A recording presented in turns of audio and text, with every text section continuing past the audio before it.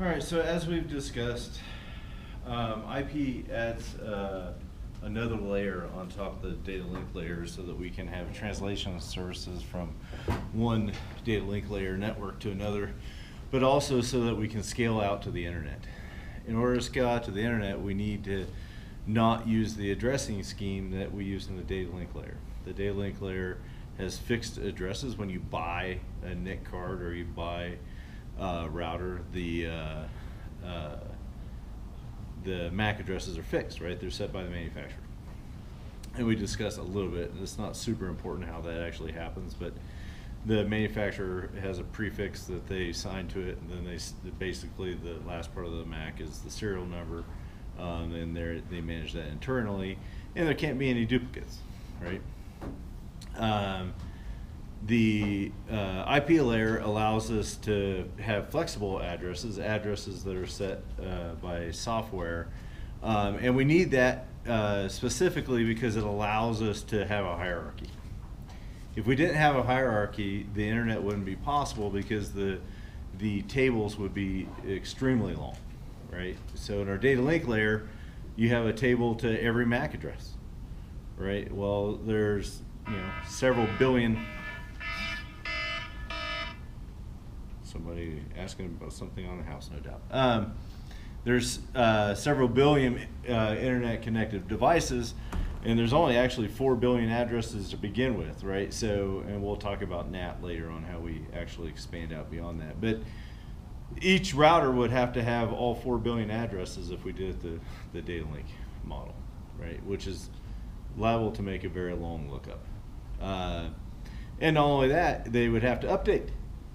Right, so every time somebody turned their computer on and connect to the internet, then all those tables would have to update. It's just, it can't scale. There's no way that would work.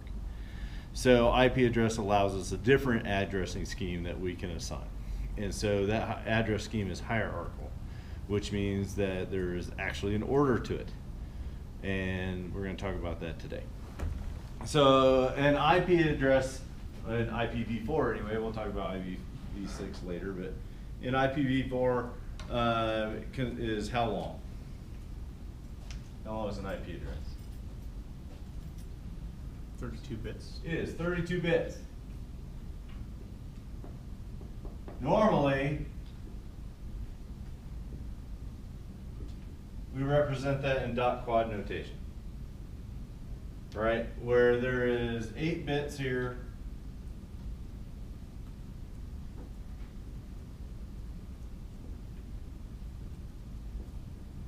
Whereas 2 to the 8th minus 1 for each one, 0 to 255.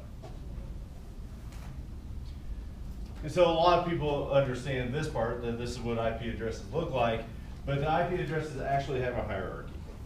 And when you have this quad notation of A, B, C, D, each of these have a value because they're 2 to the 8th minus 1 of 0 to 255 in each quad.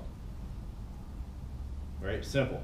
Well, if you wrote that out, right, then that's actually 8 bits, right?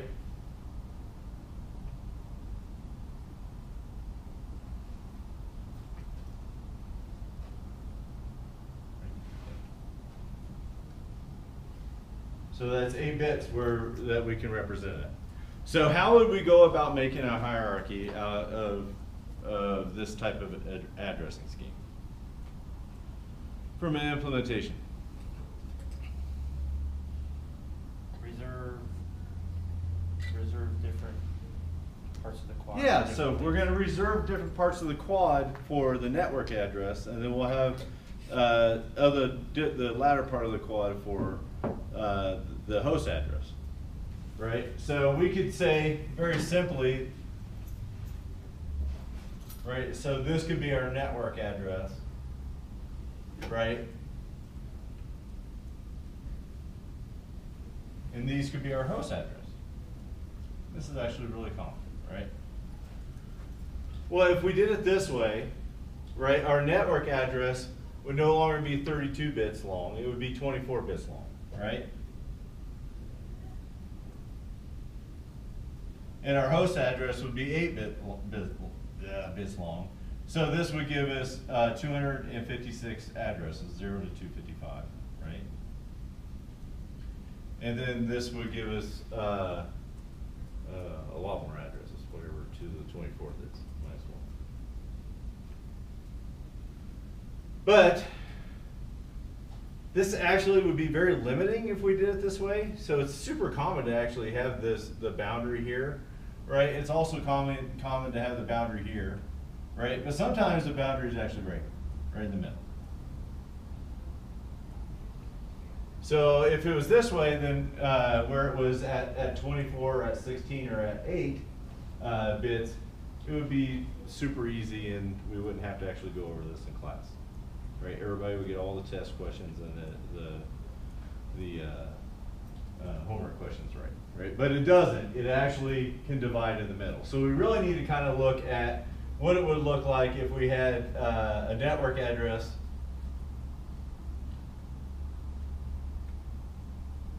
where these bits are the network, right? And if we divided that right down the middle,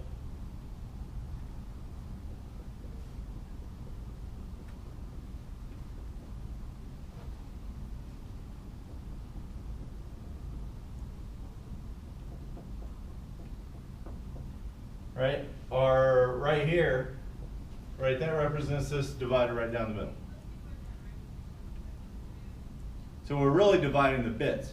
Still the same concept, but instead of having 4 quads, we have 32 bits and we can divide it anywhere we want to. Back in the old days, we had Class A's, Class B's, and Class C's, which said, hey, we would divide on these boundaries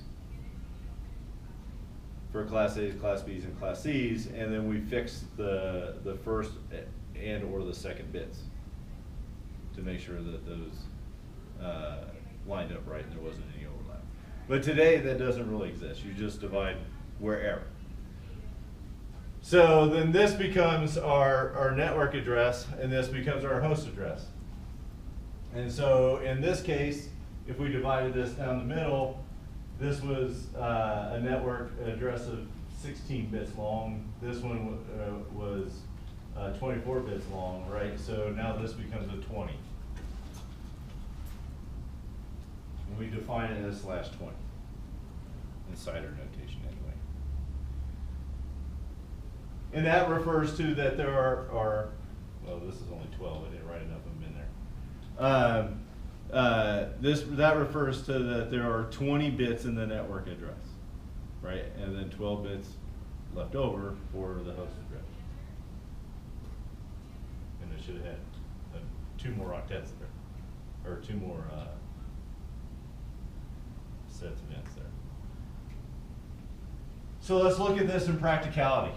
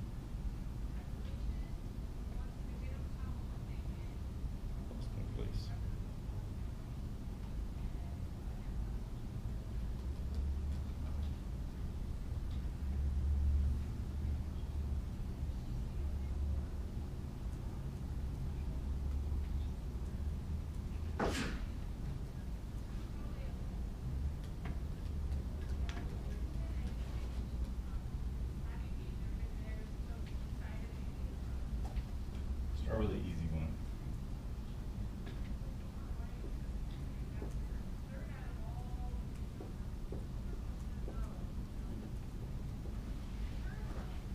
All right, so we have an IP address with a network mask. Right, and this is really a mask, like a computer science mask. right? So that means that the first 16 bits are masked, right? So in the computer, right, it's literally these octet, this 32-bit number masked with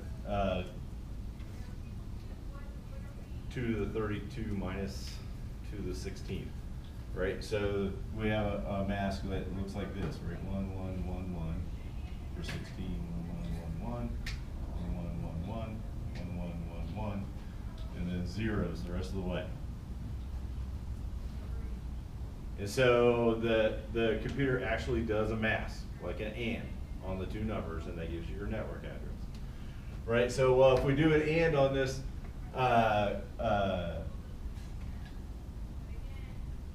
network address here, right, we'll find out that our network is 124.0.0 to 124.31.255.255. And that is our entire network range. That one's super easy because it lands right on that 16 boundary.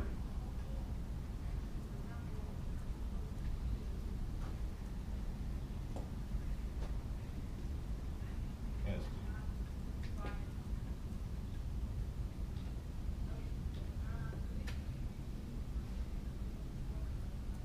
What if we did that? What's our mask look like now in comparison to last time?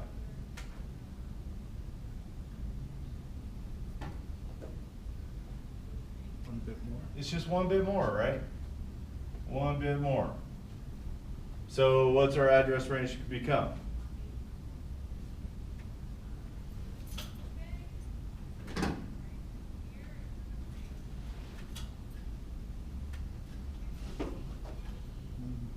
One 128.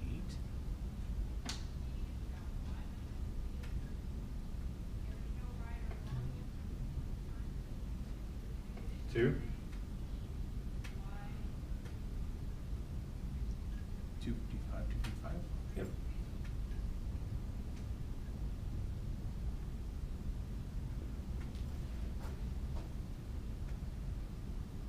Still not bad, right? So the nice thing about when working with IP addresses in this way, and this is going to change when we get into routing, is that there will always be a clear boundary on a power of 2, right? So before we're at 0, then now it will be 128, right? We could add another bit here and go to 18, right? And then that would change that to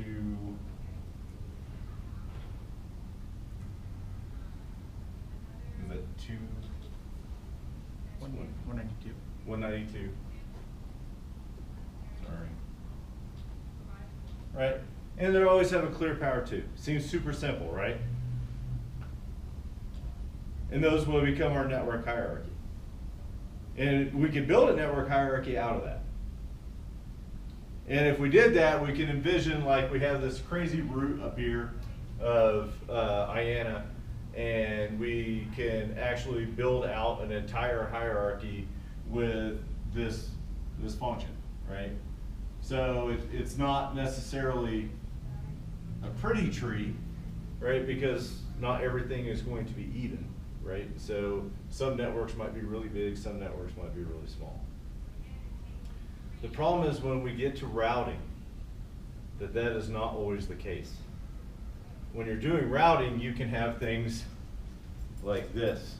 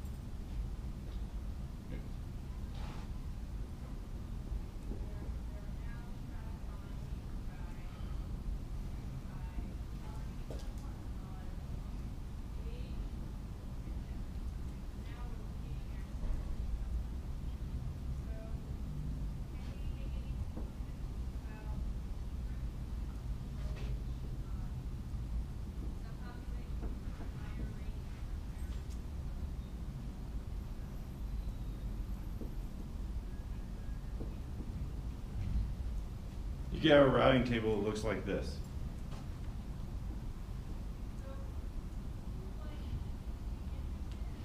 Where here's our network addresses. And here's our ports. What's some observations about this?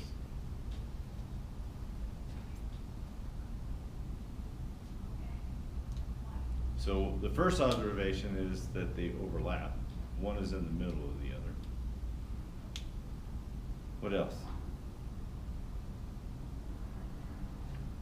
So let's look at this. This one right here is a fairly nice boundary at 18, right? This one's kind of an ugly one at 22. So what if we work out the range for this particular network address, what is it? The bottom's always easy, right? Fours. Huh? It goes in the second or the third octet by 4. Yep. So the bottom range is 12.0. The question is, what's the top range? 15.255. 15.255.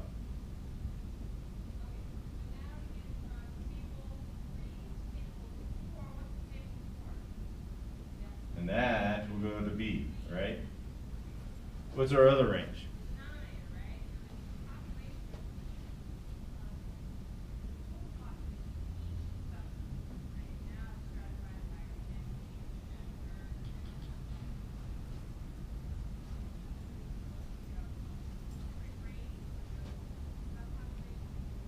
Somebody want to take a guess? We have a mask of 18, right?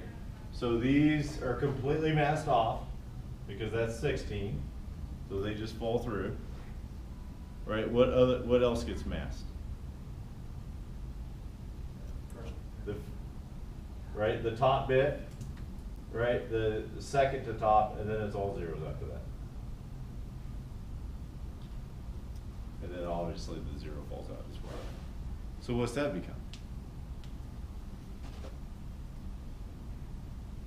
What's this number?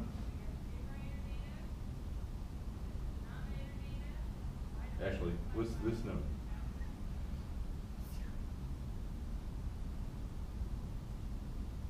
So these are network addresses, right? 32. Huh? 32. Should be 63. Oh, yeah. Okay.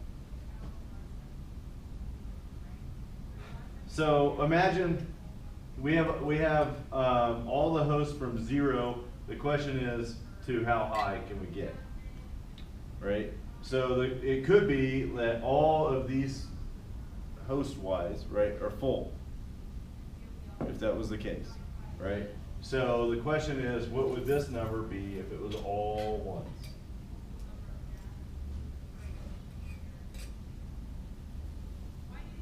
Well, it would be 1, 2, 4, 8, 16, and 32, right? All added together. So that is 192.24.63.255. Right? Because if you added all of the possibilities together, it would be 63. Now we have a problem. So we have a problem in that we now have an overlap. It's not clearly hierarchical anymore. There's a hierarchy, but it's not a binary path, right? We have this actually gives us 2 paths. We have this network here, which is 192.1 or .24.0 or put 0 down there. 63.255. 192.24.0.0 here. This is our network. And then the other one is here, right in the middle of it, which is 192.24.15.255 and 192.24.15.255. 2018lec10. So if we have overlap, what do we do?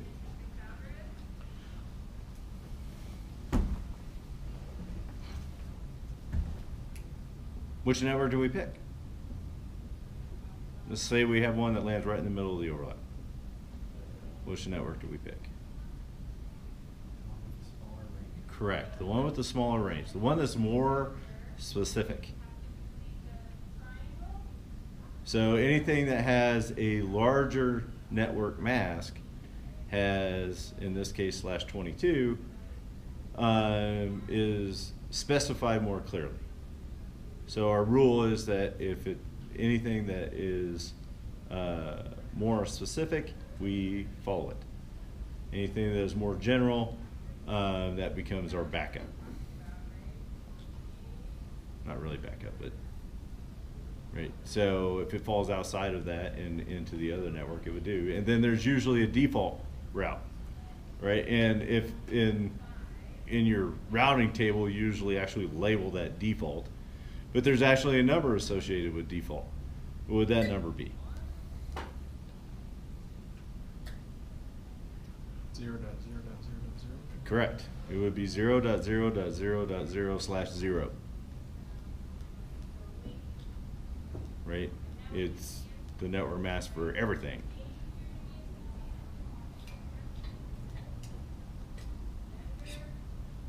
And then that becomes your default route. So now you can have a layered route. And so when your packets come in,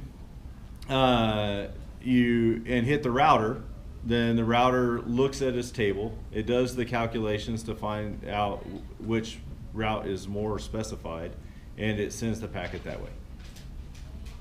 We haven't talked about actually how to build those yet, but that's just the forwarding of it. And so routers become responsible for directing packets, right? So you can see now that we can have a very wide swath of network, right? So if you think about the ARIN, which is the American IP address registry for North America, right? That is the top level IP address for all of North America, right? Not likely that you're ever going to get that high, but you could, right? And then underneath ARIN is what?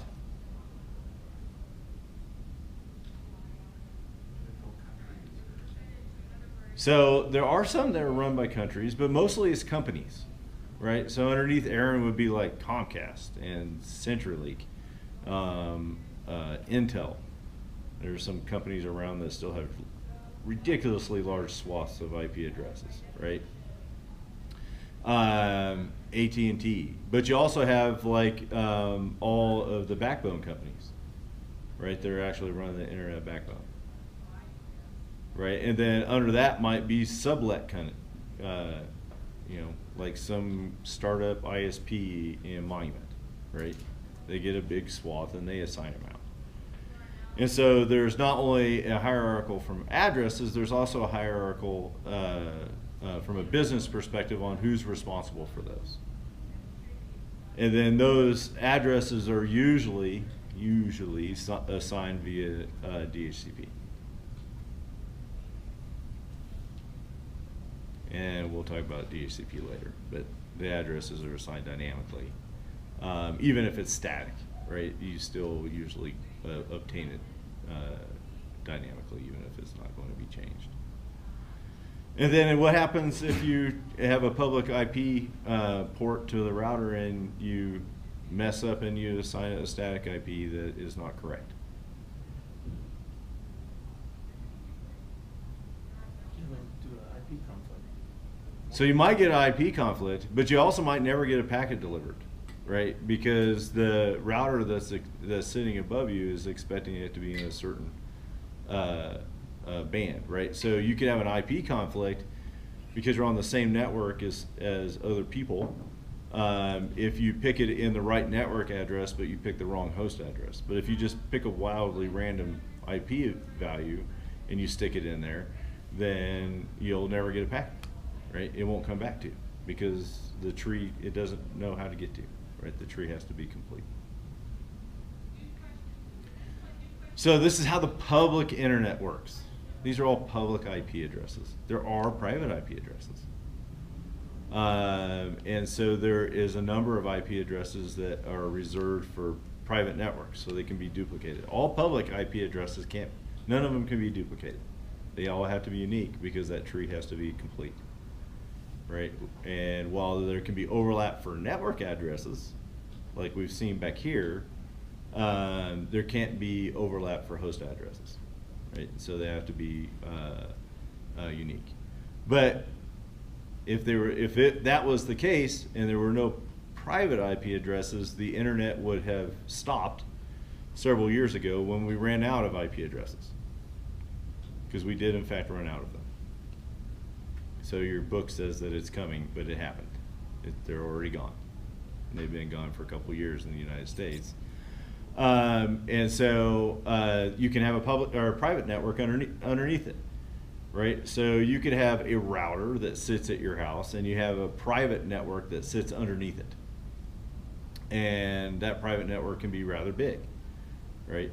You can technically have a Class A private network, right? So, well, not quite, yeah. You can have a 10.0.0.0 private network, right? So 10.0/8 network. That's a big network, right? You can have, and so you could have all sorts of different internal routing for that, for things to be moved around into tens of thousands of hosts. That's not a problem. And then the company right next door can have the exact same thing and have complete overlap and everything, because those are reserved and not routable through the internet. So you can have overlap there because they're reserved, not routable internet. Then the question becomes, how do you get your packets? We all use the internet every day with those type of IP addresses, and I bet you if you look at your UCCS IP, it's 10 dot something. So how do we get packets in that case?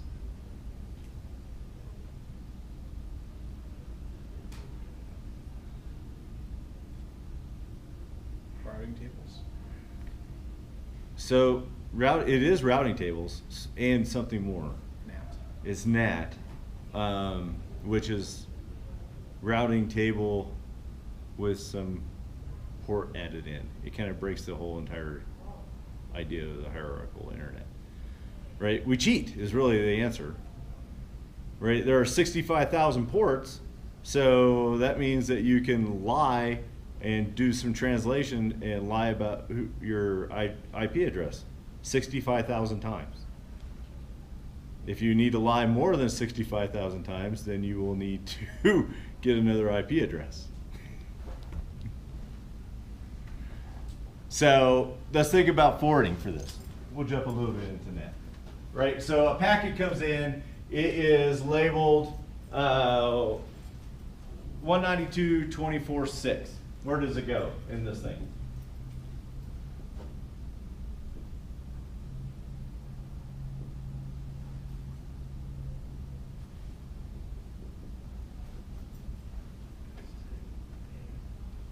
Yeah, it goes to A, right? Because it kind of comes in like right here, right?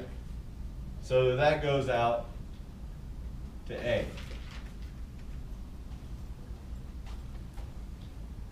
One comes in at 192.24.14.32. Where does that go? B, right? And then let's do, well, 20, right? It's easy, 20 to something. Right, it would go back to A again, right? Now, let's say you have a router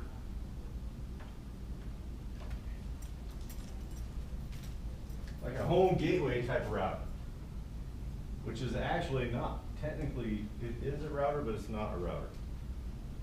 It does routing functions, but it's not like an internet router. Internet router takes a packet with a public IP address and forwards it to another port with public IP addresses. Right, your home router, what we call a router is like a gateway. right? And so we have our home network over here with like 10.0.0.0/8, really big home network. And then on this side, we have the whole internet. So this is an unroutable, you have a host on here, let's call it tens. You have a host on here that's tens, and it wants to route to the internet. So Comcast gives you this public IP address that is 192.24.14.12. And so 10 sends a packet out to the internet. What do we do? So the packet comes in, right, and it has this header on it. Down here,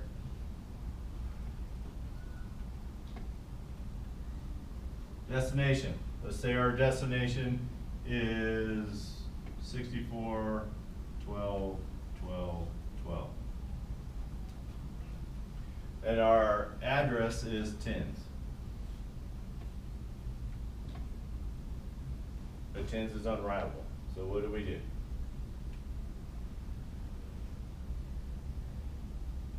Replace it. We replace it. And we replace it with what? The public facing IP address. The public facing IP address, right? 192.24.14.12, right? Just overwrite that thing. That packet is now routable. What's our problem? You can't get back. Huh? You can't get back to tens. Well, so if tens was the only host on the other side of this, and then you got to really ask yourself, why didn't you just give it this IP address? But if it was the only host on this, then sure, it could get back. It comes in the router and we just replace it with tens. The problem is there on this side might be, we'll call it 1020s. On this side that is also sending packets out. And so the router has to replace this as well. So when the packet comes back, how does it know where to go? It's gotta have a lookup. Huh? It's got to have a lookup. It's got to have a lookup. And how do we look it up? Create your home network routing table, right? Dynamically. Well, so it knows how to get to 20s, right? So from the let's just say the data link layer takes care of how to get to 20s and how to get to 10s. 10, 20s, and 10s. The data link layer knows how to get a packet there. The question is, how does it know which one to send it to? And the answer is a lookup, but how do we keep track? And we're cheating. Or a different port. We use the port. So, we haven't got into the transport layer yet, but the transport, this is why we're cheating, we're breaking the whole layered model, right? The transport layer has a port associated with it. And that port is on an outgoing packet is dynamically assigned. So, up here in the transport layer, we might have, for right now, let's just say the transport layer consists of, and this is of just the port. Right? So we have like a source port and a destination port. The destination port is fixed. If you're going to a website, right, the destination port is fixed to 80. It's a well-known port. This thing is assigned dynamically. So somewhere above, I think they're dynamically saved. They're saved now to 2048. So let's say that it's 2060 is where it goes out. So it goes out on 2060. Now we have this number and tens to remember where it goes. So we could just use this number to look up which one it is. So outgoing port was 2060, right? That translates to 10s. Still a problem. What's the problem? If it's dynamically generated, how do we get the same port each time? Well, we don't need the same port. We can just build the table, right? Because 10s might have like 6 different services running also, right? So we also need to be able to have more than one entry for 10s. But we still have another problem. We have to strip the source port? Huh? We have to strip the source port? Well, we definitely stripped the source port on the way out. Because the problem is if we just use it like this, there is a chance that 20s will use the same source port, and then we run into the same problem we had before. We can't look up anything, right? So we always strip the source port. And we write in our own source port, which is, let's just say it starts at 4,000. I don't know, however you implement it, right? We write our own source port, and so then we say 4,000 is 10s at 2060. And then when the packet comes in, we strip them back out and we replace them again. But now we control this number from the router, the home gateway's perspective. We control this number, right? So we are the only issuer of this number. So that means that we can, the next flow that comes through, we can set it at 4001, 4002, right? And increment up, and then we can also, when flows are done, we can kill them. That also allows us, it doesn't really matter what's going on a host, we can keep track of it. But this is why we can only do this like, we can only cheat like 65,000 times because there's only 65,000 ports.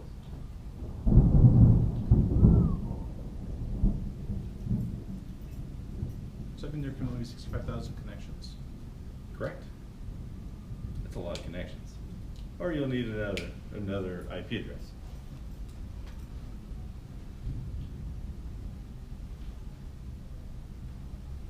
The only other way to do it past that is now you're going to you have to keep track of flows, right? And you could do that with, if you kept track of flows, then you could keep track as many numbers as you want, right? But now you're doing a lot more processing. So there are ways probably to cheat beyond this, but we're talking about a $100 home router. And not likely that your home router is going to have more than 65,000 connections. Now, if you're using NAT like at UCCS, then there is a possibility that you could have 65,000 connections, right? Which is very likely you have more than one IP address as well.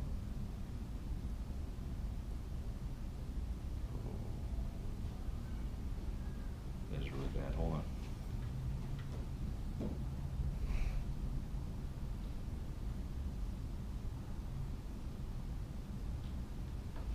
The elementary school just called me, and I'm afraid my son doesn't know what his new bus route is.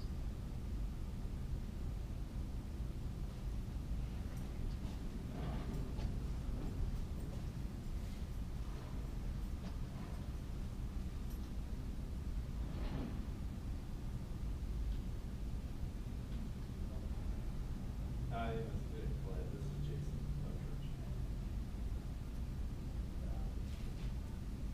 No, we don't even know what, but I don't know what bus it is yet, so I'm sure he doesn't.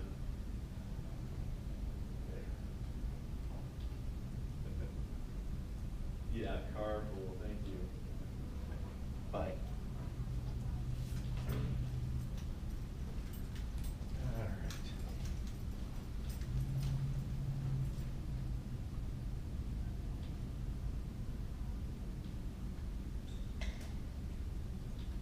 Now, there's just one more thing to talk about, and that is while the data link layer is completely possible of exchanging network locally on the network, we still use IP addresses because programmatically that is just easier to do, right? So there's well-known IP sockets, and setting it up is well-known, and so they still program for IP on your local network, even though it is possible to do it without it.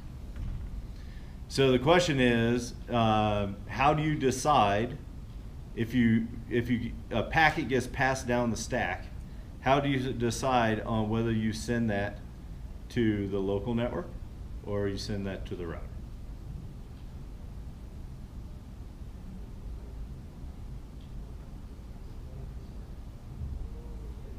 So one option is you could just send it to the router, right?